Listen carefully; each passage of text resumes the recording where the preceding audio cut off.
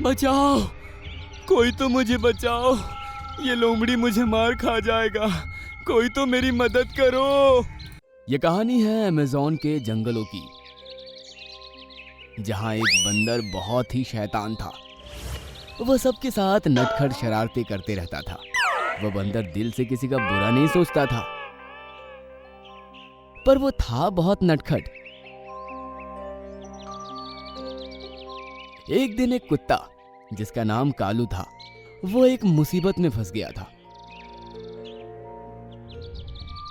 उसके सामने लोमड़ी आ गया था और वो अपने आप को बचा नहीं पा रहा था। तभी लालू बंदर उसकी आवाज सुनकर उसके पास जाता है। बचाओ, कोई तो मुझे बचाओ, ये लोमड़ी मुझे मार खा जाएगा, कोई तो मेरी मदद करो। लालू बंदर जाता है और उसकी मदद करता है। चालाक लोमड़ी को थप्पड़ मारकर भगा देता है।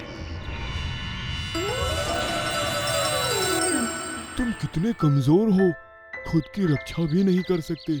अरे कहीं छुप जाते ना जाकर। पर वो लोमड़ी मुझे पकड़कर खा लेता, इसलिए मैं भाग नहीं पाया, और मैं अभी छोटा हूँ ना, मुझे डर लगता है। अच्छा, तुम्हारा नाम क्या है? मेरा नाम कालू है, मैं यहीं पास के जंगल में रहता हूँ, यहाँ पर खेलने आता हूँ। तुम्हारा नाम क्या है? मेरा नाम लालू है, यहाँ का सबसे शरारती बंदर। सब मुझे जानते हैं, मैं इसी जंगल का हूँ। अच्छा, चलो अब शाम हो गई है, मैं अपने घर जा रहा हूँ, तुमसे कल मिलूंगा। हाँ, मेरे साथ कोई खेलने वाला नहीं है, क्या तुम मेरे साथ खेलोगे? तुम मेरे दोस्त बनोगे? हाँ बिल्कुल, मैं तो इस समय फ्री ही रहता हूँ, मैं तुम्हारे साथ खेल लूंगा, मैं बनूंगा तुम्हारा दोस्त। फिर अगले दिन कालू कुत्ता फिर आता है और लालू बंदर उसके साथ खेलने लगता है। वो दोनों खूब मजे से खेलते हैं और काफी अच्छे दोस्त बन जाते हैं, और उनकी काफी नजदीकियां भी बढ़ जाती है। एक ही दिन में वो एक दूसरे से बहुत घुल मिल जाते हैं।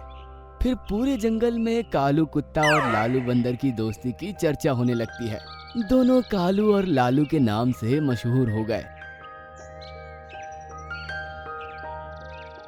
जहाँ कोई भी मुसीबत आती, कालू और लालू दोनों पहुंच जाते और उन लोगों की मदद करने लगते।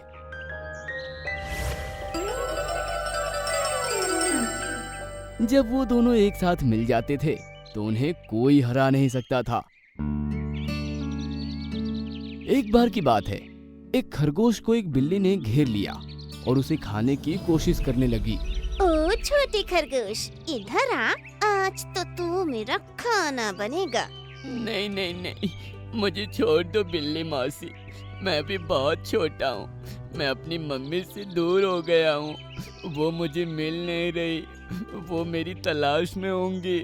तो तुझे अब वो मिलेंगी भी नहीं, तू उन्हें कभी देख नहीं पाएगा, क्योंकि मैं अपने पेट की भूख मिटा लूंगी।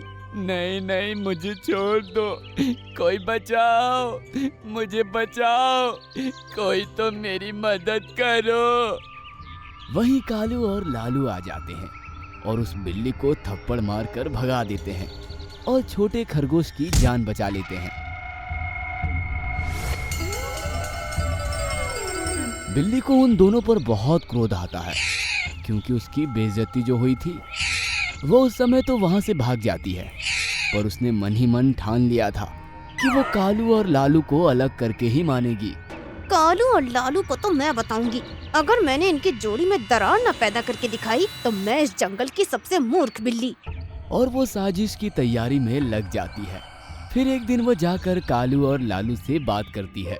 कालू लालू, मैं तुमसे उस दिन की माफी मांगने आई हूँ, मुझे माफ कर दो, मैं बस थोड़ा बहक गई थी। हाँ हाँ ठीक है, हम तो उस बात को भूल ही गए, हमारे पास समय नहीं है कि एक ही बात को लेकर बैठे रहें। मैं तुमसे दोस्ती करना चाहती हूँ, क्या तुम मेरे दोस्त बनोगे? हाँ, अगर तुम सही रहोगी तो हमें क्या दिक्कत है तुम्हें दोस्त बनाने में। हाँ, मैं बिल्कुल सही रहूंगी, किसी को परेशान नहीं करूंगी। फिर चतुर बिल्ली उन दोनों से दोस्ती कर लेती है और उनकी काफी अच्छी दोस्त भी बन जाती है। चतुर बिल्ली कुछ महीने बहुत अच्छा बनने का ढोंग करती है। फिर वो धीरे धीरे कालू और लालू में लड़ाई करवाने लगती है। वो उन दोनों के कान भरने लगती है। एक को कुछ बात बताती है तो दूसरे को और कुछ बात, जिससे उनके बीच में लड़ाई होने लगती है। पर फिर भी वो एक दूसरे से बहुत प्यार करते थे, क्योंकि वो दोनों बहुत गहरे दोस्त थे। फिर अमेज़न के जंगलों में आग लगने की खबर आई और उस समय कालू और लालू की बहुत जबरदस्त लड़ाई हो चुकी थी और कालू का पैर एक पत्थर के नीचे फंस गया था और आग फैल गई थी। जैसे ही लालू भाग रहा था तो उसने देखा कि कालू का पैर फंस गया है और वो उसे छुड़ाने के लिए वहां से चला गया। पर उसने बहुत कोशिश की, लेकिन वो कालू का पैर वहां से छुड़ा नहीं पाया। तो लालू खुद ही कालू का हाथ पकड़कर लेट गया। दोस्त, मैं इतनी कोशिश के बाद भी तुझे यहाँ से छुड़ा नहीं पाया, लेकिन तुझे आग में मरता छोड़कर नहीं जा सकता हूँ। हम साथ जिएंगे और साथ मरेंगे। लालू, आज तुमने सगे भाई से बढ़कर मेरे लिए सोचा, पर भाई तुम अपने प्राण मेरी वजह से क्यों गंवा रहे हो? तुम चले जाओ। लेकिन लालू कालू की एक बात नहीं सुनता, क्योंकि वो अपने दोस्त से बहुत प्यार करता था। उन्होंने कसम खाई थी कि जिएंगे साथ और मरेंगे साथ, इसलिए दोनों उस आग में मर जाते हैं और दोस्ती की नई मिसाल कायम कर देते हैं। इस कहानी से हमें ये सीख मिलती है कि दोस्ती कभी भी मतलब से नहीं होती। कभी कभी खून के रिश्ते ना होते हुए भी वो लोग जिंदगी में बहुत मायने रखते हैं और हमारे लिए कुछ भी कर गुजरते हैं। तुम चली जाओगे तो मुझे कौन प्यार करेगा? कौन मेरी गलतियों पर डांटेगा? माँ, मत जाओ ना माँ, माँ। एक उपवन में जीवन बहुत सौंदर्यपूर्ण था। वहां के सभी जीव जंतु मिलकर रहते थे। जंगल के बीच पहाड़ की तलहटी में खूबसूरत तालाब भी था। उस तालाब में हंस, मेंढक, मछलियां और भी कई जीव जंतु रहते थे। वे सब बहुत मिलनसार थे। इन सभी के बीच मंटू मगरमच्छ भी था। उसे अपने पर बहुत घमंड था। वह खुद को पानी का राजा मानता था। वो सबसे अकड़ कर बात करता था। एक दिन एक चिड़िया पेड़ पर बैठकर फल खा रही थी और गलती से जूठा फल तालाब में गिर गया। बस फिर क्या था, ये बात मंटू मगरमच्छ को बिल्कुल पसंद नहीं आई। वो चिड़िया पर चिल्लाने लगा। चिड़िया बेचारी वहां से उड़कर चली गई। चिड़िया के जाने के बाद बंटी भालू पानी पीने आया तो उसे देख मंटू बोला, बंटी, तुम अपने मुंह से मेरा तालाब गंदा कर रहे हो, इसलिए अपना गंदा मुंह उठाओ और निकल जाओ यहाँ से। मंटू भाई, ये तालाब सिर्फ आपका नहीं है, ये तो पूरे जंगल का है। नहीं, ये सिर्फ मेरा है और तुम सबको मेरे तालाब से पानी पीने के लिए मिल रहा है, इसका एहसान मानना चाहिए। जाओ और अपने राजा को बता दो कि तालाब के राजा ने ऐलान किया है कि अब से कोई भी तालाब का पानी पिएगा उससे पहले उसको लगान देना होगा, और ऐसा नहीं करने पर उसे पानी पीने से बहिष्कृत कर दिया जाएगा।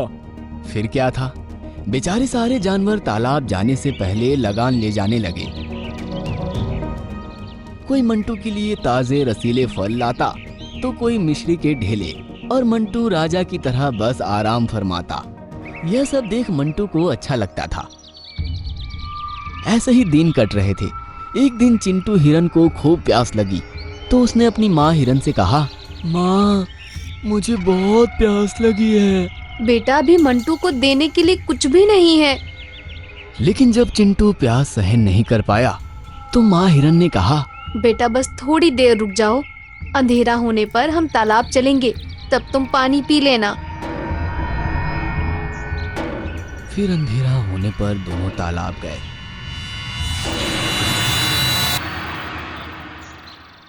और चिंटू चुपचाप पानी पीने लगा कि तभी पानी की हलचल से मंटू की नींद खुल गई। चिंटू को वहां देख मंटू आग बबूला हो गया।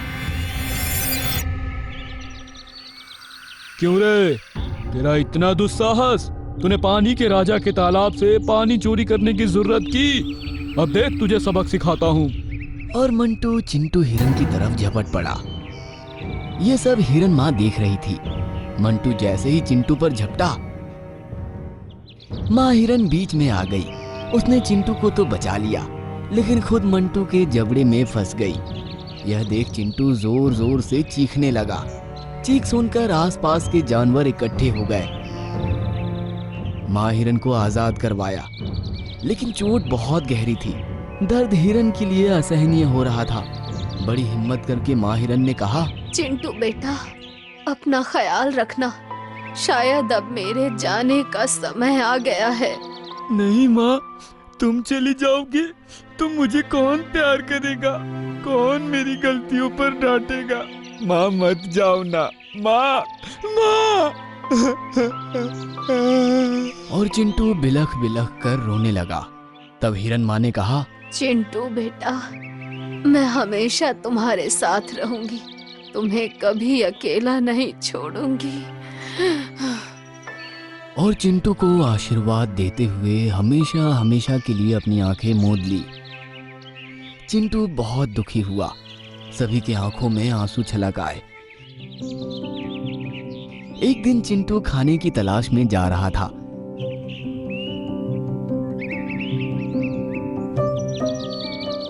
तभी उसने देखा कि एक गाय का बछड़ा पेड़ की डाली के नीचे दबा हुआ है। तब चिंटू ने बोला, अगर मैं हाथी चाचा जितना ताकतवर होता तो इस डाली को चुटकियों में हटा देता। काश ये डाली हट जाए। और उसके ऐसा कहते ही डाली अपने आप उड़कर दूर जा गिरी। यह देख चिंटू बहुत अचंभित हुआ, लेकिन तभी उसे अपनी माँ की बात याद आई और वो समझ गया कि ये सब हिरन माँ के आशीर्वाद के कारण हो रहा है। बस फिर क्या था, चिंटू जंगल के सभी जानवरों की मदद करने लगा। एक दिन बहुत जोर का भूकंप आया, जिससे पहाड़ से पत्थर खिसकने लगे और नीचे गिरने लगे। बड़े बड़े पेड़ भी गिर पड़े। लेकिन भूकंप गुजरते ही सारे जानवर एक दूसरे की मदद करने लगे। चिंटू भी अपने जादू से बड़े बड़े पेड़ हटाने लगा। तभी उन्हें तालाब से किसी के कराहने की आवाज आने लगी। जाकर देखा